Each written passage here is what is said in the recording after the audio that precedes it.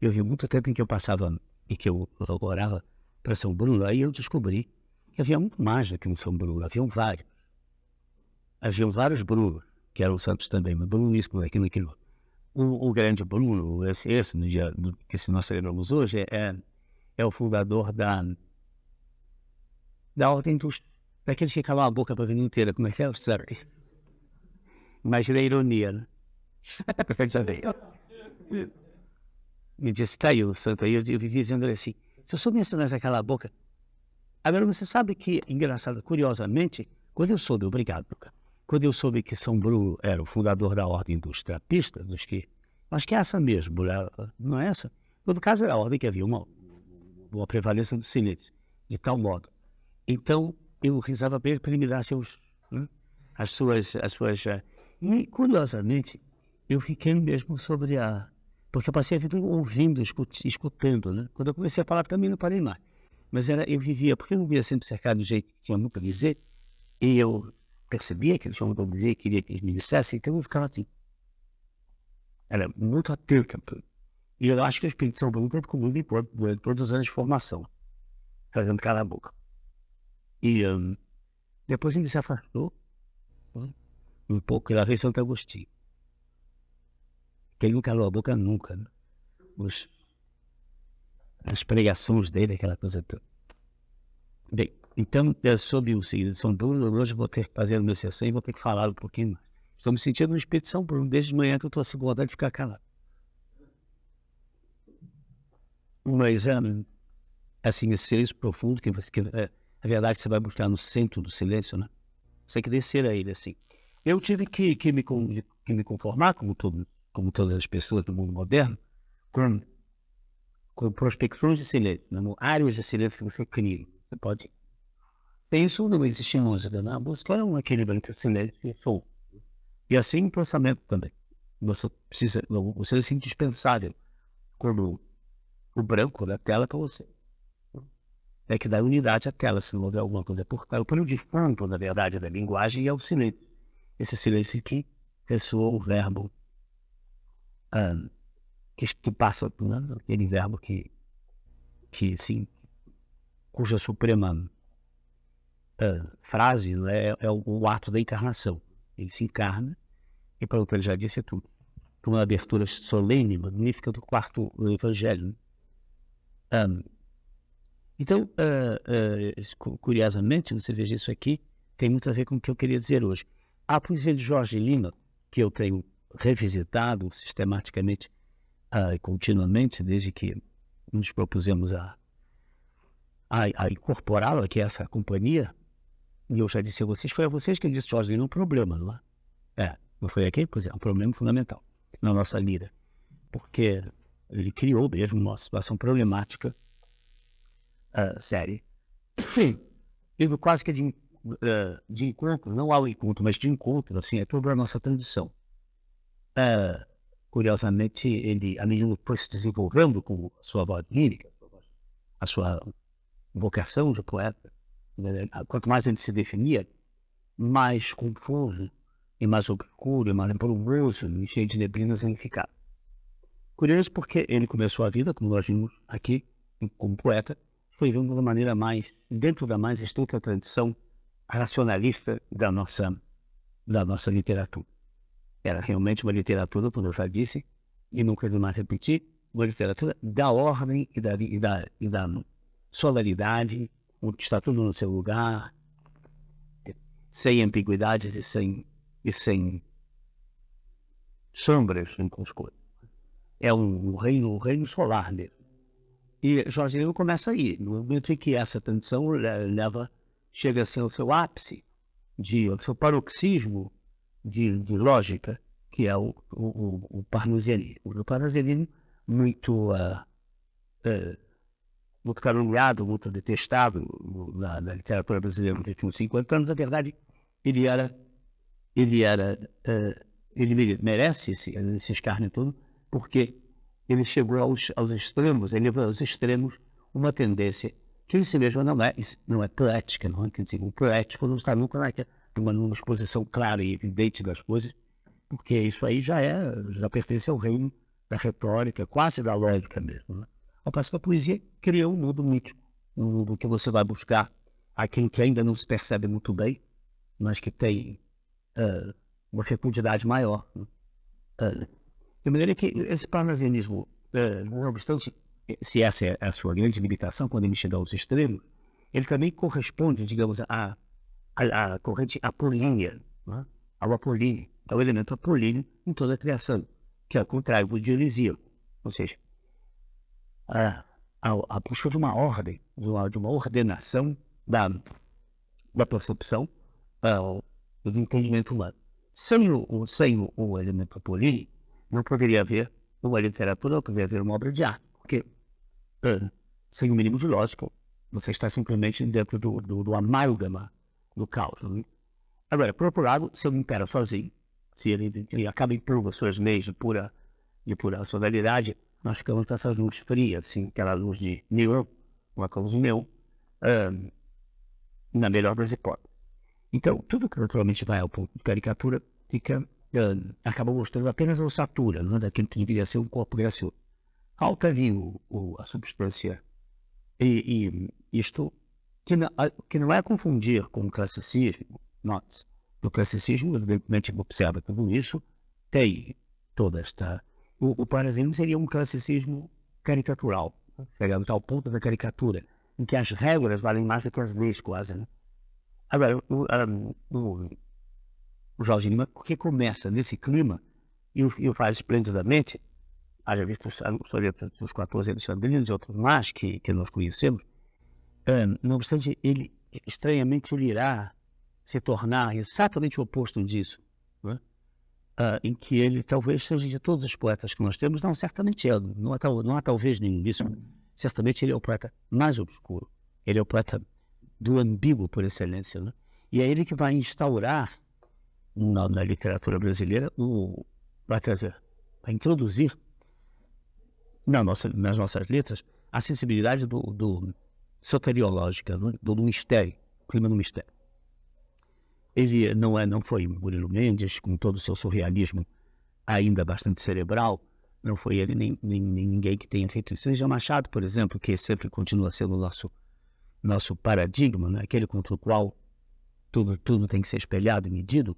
Machado explora a ambiguidade de uma maneira quase francesa, as ambiguidades do ser humano, vai ver lá, vai fuxicar dentro dos esqueletos no armário da alma humana, mas ele o faz da maneira mais racional, daquele estilo límpido, aquela precisão cirúrgica, né, que ele usa.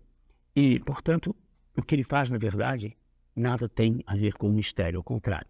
Ele disseca o famoso poema da mosca azul, em que ele vai dissecando, né, disseca para saber como é que aquilo funciona, e que no fim tem uma coisa rota, baixa, nojenta, vil, segundo o verso dele, quando ele desmanta a mosca azul, que já não é mais azul, agora é simplesmente, né? Quer dizer, e é como se Machado fizesse exatamente esse processo, né, de desmonte da coisa, para mostrar que quando você desmonta assim, a criatura, a condição humana, você vai encontrar simplesmente uma coisa baixa, rota, nojenta, vil. Né? A base que se você acede ao mistério, no modo geral, você encontra toda a ambiguidade e a riqueza, portanto, da expressão humana. Né? Aquilo que o homem, que a criatura traz em si, esse grande mistério do que é o homem, por que ele nasceu, que criatura é essa, que caminho vai, e o que contém em si, não é muito mais do que essa sublimação do biológico em direção ao espiritual. Tudo isto fica, uma vez que você disseca, etc., você vai encontrar, você vai fazer o caminho ao contrário, o caminho de pegar o homem no momento em que ele está, que não é nunca ideal, não é? E aí você vai desmontar aquilo tudo. Machado, portanto, ele faz esse caminho assim, de uma maneira quase obsessiva, e não obstante ele coloca em nenhum momento Machado é obscuro, não há obscuridade nenhuma ali, há ambiguidades intencionais, assim um sorriso meio voltairiano de uma coisa que talvez seja aquilo, talvez seja o contrário. Mas não é à toa que seu grande livro, o último deles, não é o último estritamente falando, porque ainda tem um memorial de Aires que se segue. Mas dos 4 grandes romances, o Esaú Jacó é talvez é aquele em que não há praticamente nem enredo, não é? são só observações. Na verdade, um exercício sobre a forma. Um exercício formal, absolutamente impressionante. E, quer dizer, até mesmo Machado, com todo esse caminho do racionalismo que pertence à nossa tradição e ao nosso modo de ser e de sentir, de perceber e exprimir o mundo, até mesmo Machado acaba levando ao ponto máximo tudo isso, da ambiguidade, ou seja, da ambiguidade que no fundo você não sabe nem do que ele está falando. Ele mesmo, como se de um capítulo ao outro, toda aquela história de Esaú e Jacó fosse, como ele diz lá numa passagem, o salto é longo, o salto é grande, mas o tempo é um tecido em que pode caber tudo. Um túmulo, uma gama, um castelo, pode também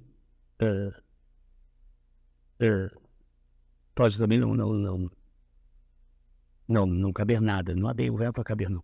Assim, e nesse bordado, né? O tempo é um bordado, né? No qual entra tudo.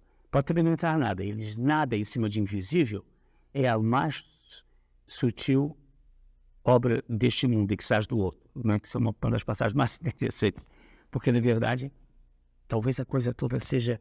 Ele está apontando aí para o mistério, o próprio mistério da condição artística, né? E para a irredutibilidade do mistério humano a qualquer tipo de análise. Isso é porque, evidentemente, toda a obra dele tem uma faca de dois gumes, tem os dois lados. O lado extremamente misterioso é aquele excesso de claridade que ele coloca em tudo. Mas, seja como for, quer dizer, eu só estou sublinhando isso para dizer que não é, que em Machado está contido tudo, inclusive isso, né? Inclusive essa ambiguidade suprema que é inseparável da grande arte. Agora, o caso de Jorge Lima é que ele foi o único escritor, o primeiro grande escritor, até então o único, a ter realmente criado um mundo de obscuridades, o mundo da penumbra. Ele introduziu isso na nossa literatura, vendo como vinha lá da própria metáfora dos acendedores de lampiões na rua, que vai acendendo, vai fazendo luz à unidade que vai, né? Vai clareando a coisa, né? Quer dizer, daqueles primórdios tão convencionais, extremamente bem manejados, por ele, que é o Carlos Elimes dos 14 alexandrinos, ele vai chegar ao total oposto disso. E é estranho, porque o impacto dele na nossa literatura realmente não se apagou mais. Ele não se apaga mais isso. Isso é uma coisa que você vai ter que viver com isso. Goste ou não, agrade ou não, nós temos que em Jorge Lima, um dos pontos cardeais, o norte, sul, leste e oeste, ele certamente, não sei se ele é o sul, se é o norte ou o oeste, mas enfim, ele é um dos 4 pontos cardeais, né? Tem este movimento e este movimento. Bem, ele está por aqui em algum lugar. É impossível você prescindir dessa referência de Jorge Lima. Depois dele, e mais ou menos concomitante, paralelo com ele, surgirão a Clarice Lispector, o Guimarães Rosa, viram outros escritores. Mas ele, que é o outro grande alagoano ao lado de Graciliano Ramos, são os dois grandes alagoanos, né? Quer dizer, representa pelos opostos, não há nada mais ordenado, clarificado, limpo, brilhante, evidente, claro, estrito, seco, reduzido a osso, do que o Graciliano. Quer dizer, do que a prosa, a arte de Graciliano Ramos, que é espetacular, até por isso mesmo. Mas é a diferença que é entre o osso e uma carniça, um pedaço de carniça. Quer dizer, ele é todas as adiposidades, todos os horrores, entende, do obscuro, aquele medo de escuro que a criança sente, aquilo tudo é Jorge Lima. São os deles alagoanos. Uma coisa desse tamanho assim, você tem esse pedaço de Brasil que, segundo o próprio Graciliano Ramos, daria um excelente golfo. E Alagoas, o que você acha dos Alagoas? Eu acho que daria um ótimo golfo. As águas entravam ali, limpavam aquilo tudo, ele acharia melhor. Bem, não teria dado o Collor, não teria mexido o Collor se fosse assim, mas também não teria mexido ele, de Jorge Lima, etc, etc. Bom, eu diria que ele instaura, o Jorge Lima, um grande momento quer dizer, nesse sentido ele abre realmente uma transamazônica, uma coisa impressionante, que de repente você está no meio da selva escura, e você vai com ele lá. A literatura brasileira não tinha ido, e não tinha nem sequer É como se toda a nossa literatura fosse um esforço de urbanização, de urbano, de estarmos aqui onde está tudo limpinho, todo mundo aqui na costa, voltando às costas a todo este furdunço que anda aí por trás, esta vasta confusão dessa natureza indomável. E ele tinha sido bandeirante, que vira as costas assim e vai para lá, né? E abre. Atrás dele, né? Como atrás do trilha que só não vai que já morreu, naquele momento praticamente foi assim também. Atrás do Jorge Lima, só não foi que já tinha morrido. Teve lindo, começou a... Essa febre pegou muito rapidamente. Foi impressionante como aquilo se espalhou. E eu tenho para mim que até mesmo a fase mais obscura do Carlos Drummond, onde ele lidou mesmo com as ambiguidades da linguagem, assim, todas as possibilidades da linguagem, e conceder um espaço maior ao mundo do que se não percebe, daquilo que é apenas entrevisto. Isso talvez tenha tido também alguma coisa a ver com a leitura com o influxo e com o impacto do Jorge Lima, que foi graduado, mas durante os anos 30 e 40 o Drummond não deixou de sentir. Eu me refiro assim à grande poesia que ele faz a partir de novos poemas, onde você não sabe bem, ele se torna cada vez mais abstrato, mas na verdade o que é ali em Drummond é a poesia em estado puro, coisas que são incompreensíveis às vezes à primeira leitura, e ele era sempre compreensível, era sempre óbvio o que ele estava falando, e repetidamente não é? Não cantaria por nudez, não cantaria amores que não tenho e quando tive nunca celebrei, não cantaria um riso que não rir e que se risse ofertaria a pobres, minha matéria é o nada, jamais ousei cantar algo de vida, se o canto sai da boca em si mesmada é porque a brisa o trouxe ou leva a brisa, nem sabe a planta o vento que a visita. Agora, nem era dor aquilo que doía, dói agora quando já se foi, que doença e sabedoria não se extingue.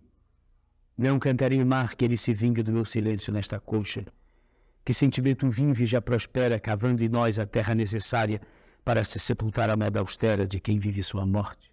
Você veja, toda uma introspecção de linguagem que vai, porque ele é sempre intensamente lúcido, ele vai clarificando tanto quanto possível, mas basicamente aquilo é uma coisa dificilíssima de compreender, como os outros poemas se compreendem, você tem que ler com muito mais atenção, não é? Veja, por exemplo, o melhor exemplo disso são os poemas menos logrados, como por exemplo o canto órfico, a dança já não soa, a música deixou de ser palavra, o cântico se alongou do movimento, Orfeu dividido anda à procura dessa unidade áurea que perdemos. Mundo desintegrado, tua essência paira talvez na luz, mas neutra aos olhos desaprendidos de ver, e sob a pele que turva em porosidade nos limita. De ti a ti, abismo, e nele os ecos de uma pristina ciência agora exangue. Toda a minha poesia dos 20 anos em diante começou a sair disso. Eu fiz praticamente, durante muito tempo, aquilo que o Manuel chamava pensadeira, porque isso é que o Manuel Bandeira chamava pensadeira, essa introspecção de linguagem que vai buscar todas as habilidades possíveis e acaba sabendo do que é que está falando.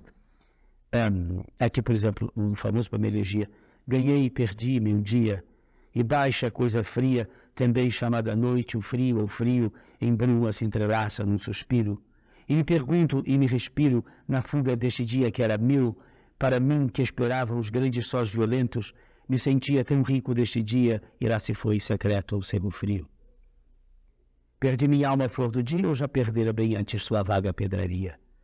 Mas quando me perdi, se estou perdido antes de haver nascido e me desse voltado a perda de frutos que não tenho nem colhia. Entendeu? Aí ele vai. É um dos maiores problemas da língua, mas você veja. Quer dizer, eu acho que até mesmo esse mergulho do Carlos Drummond, recentemente isso me ocorreu cada vez com mais nitidez. Isso não é tanto uma coisa que o Drummond tirou da manga, assim. Né? Como aquela carta mágica que vem de lá atrapalhar todo o jogo, até porque é o quinto as, mas talvez isso tenha algo a ver também com esse movimento geral que já se vem se acentuando na poesia de Jorge Lima, certamente a partir de meados dos anos 30, e por volta de 49, quando ele publica o livro de sonetos, bem, que está obviamente ali, né? É a obra-prima do Jorge. A partir daí todo esse clima soteriológico do mistério dentro da linguagem começa a contaminar a poesia. Até o mesmo próprio Manuel tem mais de um poema, como por exemplo o Lutador, e outros mais, assim, em que ele, o Canção das Duas Índias, em que ele é quase que deliberadamente obscuro, ou seja, em que há uma obscuridade de linguagem. Isto também se manifesta em Manuel, se bem que em Manuel tudo se manifesta, e por isso está ali também. Mas o paradigma disso tudo fica sendo Jorge Lima, sem dúvida nenhuma, porque é o poeta que vai do polo solar ao polo lunar e, gradualmente, mas cada vez mais, a primeira e a segunda fase do Mário, do Jorge, a fase parnasiana, é claro, em seguida a fase dos poemas regionais, dos poemas negros, ela pertence inteiramente à nossa tradição essa tradição lunar, solar, lógica, não é? Das coisas do discurso perfeitamente compreensível. Mas a partir da conversão, ele mergulha no mistério bíblico, né? E cada vez mais. Então ele começa a criar símbolo de um poder extraordinário, cada vez mais. E ele renuncia, inclusive, aparentemente, à sua capacidade de construir. Ninguém construiu um poema com tanta clareza e objetividade quanto ele. Haja visto os alexandrinos, que são todos ótimos, não é? Ele é capaz de fazer isso. E isso é uma das notas distintivas da capacidade dele. Não obstante, ele parece que afrouxa isso. Ele deliberadamente afrouxa o controle sobre isso e deixa que a coisa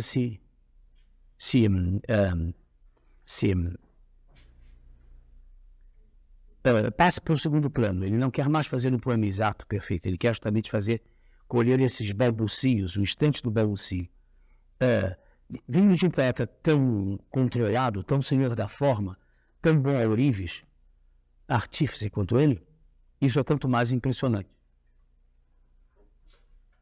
Porque ele custou um certo esforço, sem dúvida, de solução do controle rígido da consciência sobre o ato de escrever. Evidentemente, o exemplo mais óbvio disso é o poema muito conhecido, os dois versos, os mais conhecidos de Jorge Lima, não procureis nenhum nexo naquilo que os poetas pronunciam acordados. E eu já li isso aqui, não é para vocês? Não? Foi na outra série então. Ele realmente trata de desfazer esse nexo, né? De perder esse nexo, de entrar assim, de adentrar-se pessoalmente, de corpo inteiro no ato de linguagem, deixar que o poema se organize com seus mundos absurdos em volta dele. E ele diz isso muito bem. Isso já começa, como disse, nos poemas de fundo religioso, sobretudo na Tônica Inconsútil, mas especialmente da sua maneira mais completa, no magnífico poema de 50 partes, um longo poema dividido em 50 partes, que é a Anunciação em Presença de Miracelli. Né? Aqui, por exemplo, você pega quase que é o acaso, e eu não pedi ao Renato que fizesse uma escolha, eu não determinei uma escolha precisa, ele disse que folheasse o livro e escolhesse assim as coisas que mais lhe batessem, um momento ou outro, e que eu não tinha nenhuma recomendação especial, porque o livro todo é indivisível, você não consegue tirar um pedaço do livro e dizer esse é melhor do que aquele. É no movimento só, no mar. Tirar uma onda do mar é arbitrário, você pega assim, bota dentro de uma lata, mas enfim, aquilo é mais mar do que aquilo, né? Você, na verdade, é muito difícil você cortar este poema em fatias, como você fatiar as ondas assim, né? Colocar uma alga entre duas fatias, não? Isso aí. Agora, isso não significa um informe, não. Curiosamente, o informe é um movimento, ele estava buscando esse ritmo, essa capacidade de alguma coisa que vem mesmo das profundas do universo e da consciência, ou da inconsciência, do profundo subconsciente. Há várias passagens que deixam isso muito claro. Por exemplo, quer ver? Sei que esperavas desde o início que eu te dissesse hoje o meu canto solene. É o poema de 53. Sei que a única alma que eu possuo é mais numerosa que os cardumes do mar. Sei que a amplidão guarda o seu orvalho para regar meus lábios. Sei que és, e ele está falando da Miracelli, essa figura mítica, sei que és uma paixão mais funda que a sede e mais funda que o sexo. Digo que teu espírito desce sobre todas as águas e que há charcos redimidos no meu canto de hoje. Digo que a vida é uma dança de bugres, mas que me deixa um barco para eu fugir de mim. Creio que um ovo de formiga tem mistérios como o ovo de sol. Peço que as estrelas se afastem para eu ver-te a face, ó Deus. Passeia teus amados pés sobre a minha face morta. As aves que vão sair de meu canto eram lírios outrora. Hoje são pétalos de ferro que retirem o ar. Todos os moldes são outros. Aqui está uma janela aberta para o primeiro dia e aquela rampa deserta tem escadas ocultas. À outra noite surge a fé ao fim da praça imensa, como uma catedral envolvida de velas. As ogivas retomam meu canto que Abel entoava apacentando ovelhas. Cada pedra possua o seu pelo de musgo, que o mundo repouse num só abraço centrífugo e que a humanidade seja uma imensa esfera inconsútil. Eu, em contato com os ventos, ela soará meu canto, que subirá a ti como flechas saídas de um São Sebastião vivo. Essa imagem, por exemplo, dá uma ideia bem curiosa. Aqui você vê a interferência da Nietzsche, né? Quer dizer, ele aí cria uma imagem deliberadamente absurda, né? Quer dizer, o mundo ao contrário, o mundo das aversas. Como é que está? A humanidade, em contato com os ventos, a humanidade soará meu canto, a humanidade ecoará de meu canto, que subirá de ti. Imagine subir de ti se ela está em todos os lados, mas ele já não vê mais esta pessoa, essa figura nos céus, uma face, ela vê em tudo, uma espécie de alusão panteísta a um Deus que estaria em tudo, né? Uma figura mítica que estaria em tudo, que vai subir de ti como flechas saídas de um São Sebastião vivo. Imagine, é um pouco assim como se as flechas, em vez de virem em direção ao santo, fossem saindo do santo em direção a outra coisa. Né? É uma imagem surrealista. Esse é o único momento deliberado aqui nesse poema, que você vê que isso aqui é uma interferência da mente. Ele interfere, isso aqui é Bodleian mesmo. Bodleian faz isso o tempo todo, inverter as coisas para tentar criar um clima poético. E, na verdade, fica um sabor de artificialidade nisso. Tá? Você vê, professor? Não gostei. Isso aí, francamente, eu não estou convencido disso. Eu estou vendo aí a deliberada intenção de criar um efeito. Parece que até agora o poema não criou um efeito. Ele estava lidando com imagens, com alusões ao informe, que se forma e reforma o tempo todo. Esse movimento contínuo da forma a buscar a forma aberta, digamos, ou em todo caso, a forma em movimento. Aqui, de repente, ele introduz alguma coisa consciente e o poema perde intensidade, fica... mas isso eu já vi. Bom, agora isso é tudo que eu conheço. Sei que sou o limo em que semeaste o trigo para tuas ceias, mas eu cresço e amaduro em tua mão, e teu hálito ao descer sobre mim é meu canto solene. Ou seja, um momento atrás, as flechas subiam de Miraceli, agora o hálito de Miraceli desce sobre ele. Quer dizer, é um mudar contínuo de... Vamos terminar o poema, que não vai até ali. Digo que sou um candelabro que se queima até a morte. Vejo os que se apagaram e se recenderam a teus pés, e os que cobrirão os espaços desertos sobre os polos da terra, ó Deus. Passeia teus pés amados sobre minha face morta. Ele ainda está nesse poema em controle, digamos, ele está se controlando, não é? Mas ele está deixando que a coisa venha, mas ele ainda está em controle, ao mesmo tempo detendo isso. Era muito difícil para um poeta tão capaz de saber o que está fazendo e de fazê-lo bem, como Jorge Lima, era muito difícil deixar simplesmente que o grande fluxo da linguagem se desse sobre ele. Assim, ele era capaz disso, mas para isso ele teve que fazer certamente um esforço. Não é daí que ele vem. Não é daí que vem nenhum escritor brasileiro, na verdade. Mas ele chega lá. E quando ele chegar, a solução que ele encontra, porque esse poema de Miraceli foi escrito nos anos 40, eu creio que em 43, alguma coisa assim. Foi publicado em 1950 apenas, com uma tradução espanhola em Buenos Aires. A tradução que eu creio era dele mesmo. O fato é que, a partir daí, quando ele termina Miraceli, ele começa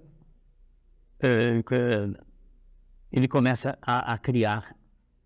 Ele já tem esse problema nas mãos, ele já definiu bem o que ele quer fazer, ele já sabe o que fez, mas agora ele percebe que a minha leitura é essa, ele percebe que aquela vastidão que ele soltou, aquele mar que ele convidou para a sala de visitas, o oceano que está entrando pelas portas, etc., que precisa ser contido em jarras e coisas, etc. Ele ainda quer. Então ele concebe o ato de gênio, que realmente a coisa assim, a melhor ideia que ele teve na vida dele porque deu o melhor resultado. Ele disse, bom, e se tudo isto agora fosse servir a uma forma para revalorizar, para reformar, se metesse este mar que não cabe nem dentro de si, metesse isso dentro de manjar, o que ia acontecer? Então, evidentemente, como seria um imensurável dentro da medida? Então, ele usa a medida, a noite e o verbo. Ele usa a medida em o desorbitado. Ele vai fazer os sonetos, o livro de sonetos. O desorbitado, quer dizer, um soneto, antes de mais nada, daqueles 14 versos, nos quais você tem uma proposição, um desenvolvimento e uma solução. Evidentemente, é como uma sonata, que aliás não é por acaso, só você tem um tema, desenvolvimento, a recapitulação, né? E pronto. Quer dizer, você tem aquela, como numa frase, a lógica daquilo. Você tem a forma, a tese, a antítese e a síntese, né? Portanto, é uma operação eminentemente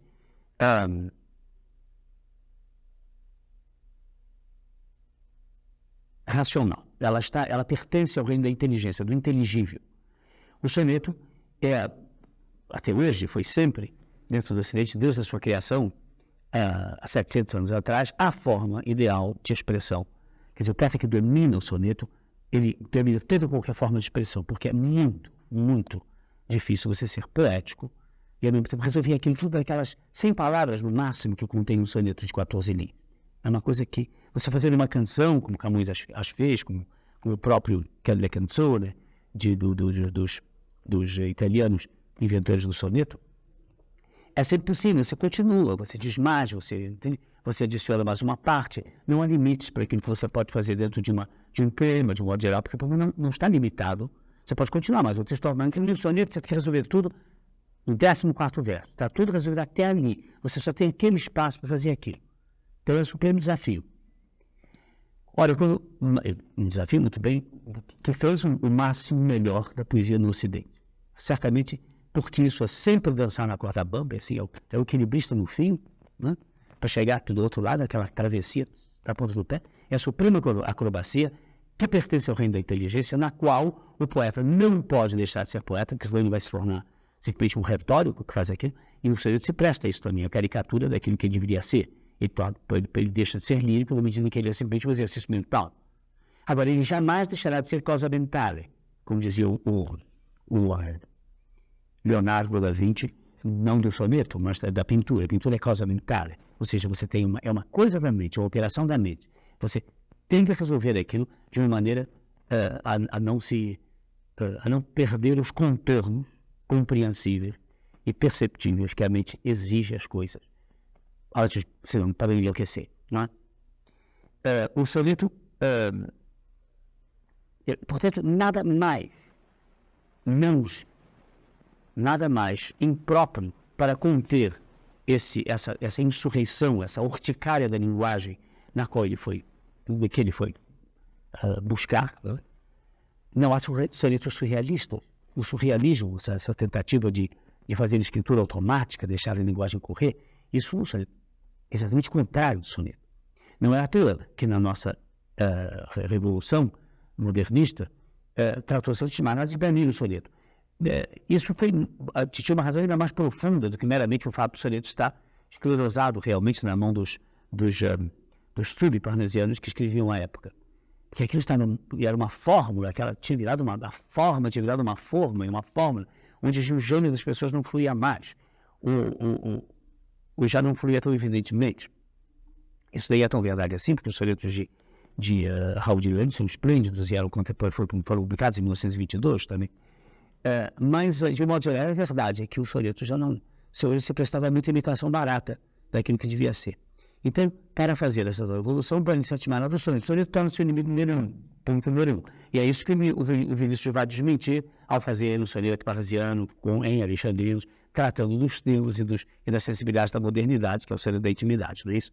Nós já chamamos atenção para isso. Agora, o curiosíssimo, o estranhíssimo, interessantíssimo, é que o super absurdo, né? A fabricação do ferro malhado, a chama úmida, quem vai inventar isso? A expressão do Carlos Lejar, o verbo, não sei o que, é uma chama úmida, tem uma coisa assim, o título de um livro de anotações. oníricas que ele faz. Este sonho da chama úmida, quem vai inventar isso é o Jorge Lima, levando para dentro do soneto a estrutura racional tradicional de 700 anos, né, por excelência, todo um conteúdo aparentemente incompatível com ele. Porque mesmo os sonetos parnasianos, os sonetos parnasianos, simbolistas, digamos, de Mallarmé, eles são deliberadamente herméticos, mas eles ricos de metáfora. Os grandes momentos do barroco, por exemplo, o seu barroco penso em Quevedo, em Góngora, mas mesmo esses sonetos, eles eram muito ricos de metáforas, etc., mas eles ainda eram a prevalência do raciocínio sobre o irraciocinável. Quer dizer, eles tratavam de raciocinar sobre aquilo que não se compreende de uma maneira bastante... E, no fim, aquilo era sempre em Mallarmé, por exemplo, obviamente, você vê que quando o soneto é melhor, ele é indecomposável, como se diz, você não pode decompor, você não pode traduzir, você não pode ser uma paráfrase. Ele está dizendo aquilo e você não pode mudar, dizer, não, isso quer dizer isso. Aí ele perguntava a Mallarmé, qu'est-ce que vous voulez dire par là? O que o senhor quer dizer por isso? Se eu quisesse dizer, eu dizia, disse ele. Se j'aurais voulu lhe dire, je lui dis.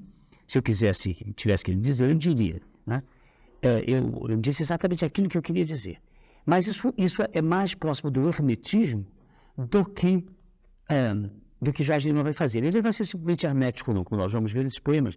Ele é até bastante compreensível. Só que aquilo que ele está falando, dentro do soneto, aquilo que ele está colocando de maneira viável, decorável por nós, uma das vantagens supremas da forma perfeita e concisa é que ela é imediatamente perceptível pela inteligência, pela mente e, portanto, memorável, no sentido de memorizável. Então, ela fica memorável porque ela é tão exatamente expressa que você guarda aquilo com uma facilidade enorme. Porque, no meu caso, que os longos poemas, que por mais que você admire, é muito difícil lembrar. Eu já não me lembro da maior parte de Tabacarias de Fernando Pessoa, que eu não sabia de cor. Mas é um poema que se vai por várias e várias páginas, pelas tantas, se você não diz aquilo todo dia, se você não olha para aquilo toda semana, você começa a esquecer pedaços. Né? Ao passo que no soneto, não. Passam os 30 anos e você lembra dele exatinho, porque ele está lá no lugar certo. Né? O soneto, nenhuma canção, por exemplo, a canção do exílio, todo mundo sabe ela de cor, eu poderia saber, mas na verdade, como é que isso vem antes e isso vem depois? Tanto faz.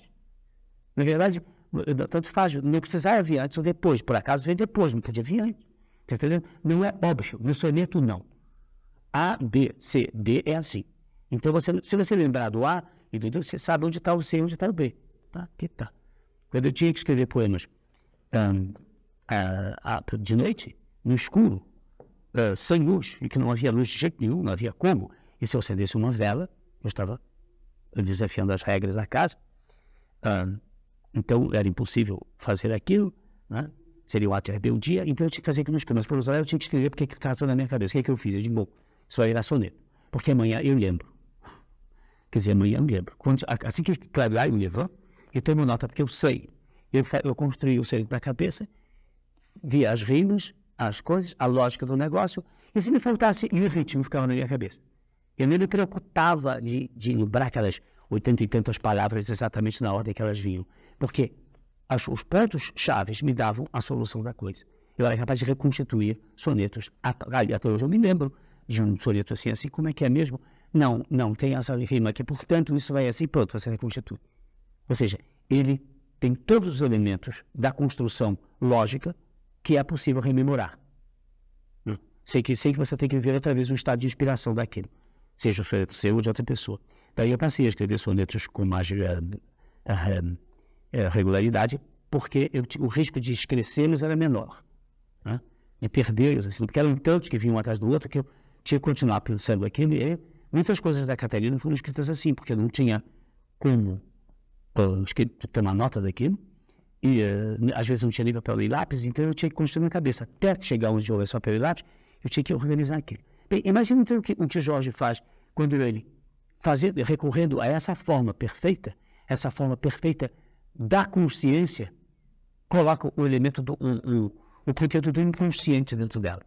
É uma chave genial, porque ninguém fazia isso. Ninguém havia feito isso. Geralmente, eu acabei de falar no Gombrand, como tinha lá no Mallarmé, isso é verdade. Eles fizeram 11 sonetos, 14 sonetos, mais ou menos assim, durante várias décadas, não é? E eles são mais herméticos do que outra coisa. Eles são sonetos, mas você não os compreende muito bem. Eles não ajudam. Eles são, na verdade, charadas. Belíssimas charadas, não é? Le vierge, le vivace, le bel aujourd'hui. O virgem vivaz e o belo hoje, né? Tomar na boca, aqui. E depois ele continua, né? Nesse tipo de versos.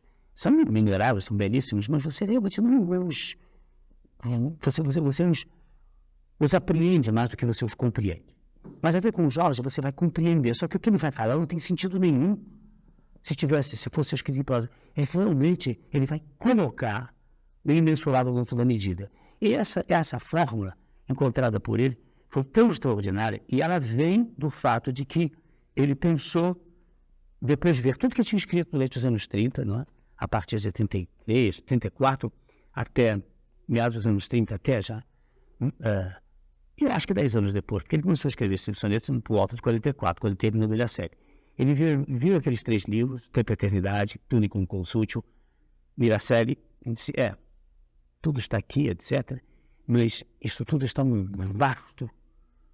Tem a forma de um lençol, de vários lençóis amontoados na despensa para serem lavados. Uma coisa assim. Que tal se eu pegasse tudo isso e fizesse lenços bordados disso? Bom, esse bordado é esse bordado, não lençol, não. Você não vai ter essa sensação de informe, de disforme. O impacto dessa grande rebelião da linguagem, esse ralo entupido, de tudo está voltando. Tá? Você não vai ter isso. Como é que você vai conseguir fazer essas coisas? Mas porque ele era um gênio, e porque ele era um escritor absolutamente fora de série, capaz de, entenda-se, capaz de encontrar a fórmula bastante suficiente para aquilo que ele se propunha fazer, fosse o que fosse. Isso é a grande marca distintiva do grande escritor. Escritor excepcional, não há nada que ele queira fazer para o qual ele não encontre uma fórmula. Se os elementos estão colocados, ele vai achar um modo de dizer aquilo, de fazer aquilo. Evidentemente, cada um deles vai ter o seu próprio projeto, mas todos são capazes de cumpri-lo, porque eles têm uma relação com a forma e com a substância tão equilibrada que eles vão conseguir unir aquilo, qualquer que seja o método ou o modelo que eles decidam adotar ou criar, no caso, criar. Esse homem, então, ele é de 95, nisso, eu já me esqueci de quando é que é Jorge Lima. Ele é de... Se ele começou a escrever isso em 1944, isso foi certamente por aí mesmo. 43, 44. Ele é... 93. Ele tinha 50 anos. Agora você vê. Exulou na curva perigosa dos 50 derrapei nesse amor. Que dor, que pétala. Exulou no poema famoso. Olha, na curva perigosa dos 50, o Jorge Lima derrapa no amor do impossível. Ele quer fazer a medida e o imensurável se conjugar. E não é que ele faz. Porque 6 anos depois ele publica um livro de sonetos. E olha que ele escreveu isso praticamente o tempo todo, talvez no princípio, tanto no 44, 45, mas em 45 ele se elege vereador no Rio de Janeiro. Ele é eleito vereador pela União Democrática Nacional, que fazia oposição ao regime, que tinha feito oposição a Getúlio durante a ditadura, e agora ele é um daqueles notáveis vereadores que o Rio de Janeiro teve naquela leva que havia Carlos Lacerda, Adalto Lúcio Cardoso, Gladstone Chaves de Mello, Dulce Cardoso, ele mesmo. Pessoas assim que, se você, Jorge Lima, quem cara hoje em dia, qualquer que fosse vereador, ele já uma meia dúzia. E havia uma dúzia assim, de gente extraordinária, né? Realmente extraordinária. Todos eles prometidos assim, altos voos, uma coisa. Então ele vai, e a Câmara dos Vereadores era uma coisa assim que era uma segunda Câmara, o segundo Parlamento Nacional, funcionava a 2 quarteirões do Parlamento. Então, na verdade, era uma extensão daquilo. E o Rio de Janeiro, como centro da opinião pública nacional, evidentemente, a sua Câmara de Vereadores é extremamente importante, porque o que se dizia ali tinha quase a mesma importância do que se dizia no Parlamento, não é que era ao lado, mas e não deixava de ecoar lá. Então era uma coisa, quer dizer, ser vereador nessa época era uma coisa muito séria. Ele chegou a presidente da Câmara de Vereadores em 47, creio, no auge da escrita dos sonetos. Imagina ele presidindo uma Câmara, fazendo tudo isso, e ainda era médico nas horas vagas, porque ele era médico, né? Quer dizer, veja a variedade dessa capacidade. Nada disso ele fazia mal. Ele era bom médico, ele era bom político, né? E ele era bom poeta. Quer dizer, isso quando ele... Claro que, evidentemente, ele não era assim tão bom romancista, ele tão bom pintor, porque ele também pintava, também escrevia romance mesmo. É verdade, ele não engolia espada com facilidade, mas... o resto tirava coisa da cartola, ele tirava, etc. Bom, imagine que todo este momento absolutamente inédito na história da poesia ocidental, não só da brasileira, essa combinação da medida com o imensurável, ele vai fazer enquanto ele está sendo vereador ali, parlamentar, ali, né? Um parlamentar, vivendo a vida. Aquela vida que todo mundo sabe que o parlamentar vive, que não pode deixar de viver, certamente na época, né? Então a coisa é ainda mais impressionante que ele tenha conseguido fazer isso. E esse livro, acho que são, eu não me lembro o número de poemas, mas acho que são 70 e tantos poemas, 77, algo assim, sonetos. Ele os faz perfeitamente, ele consegue essa vitória. E quando nós lemos isso pela primeira vez,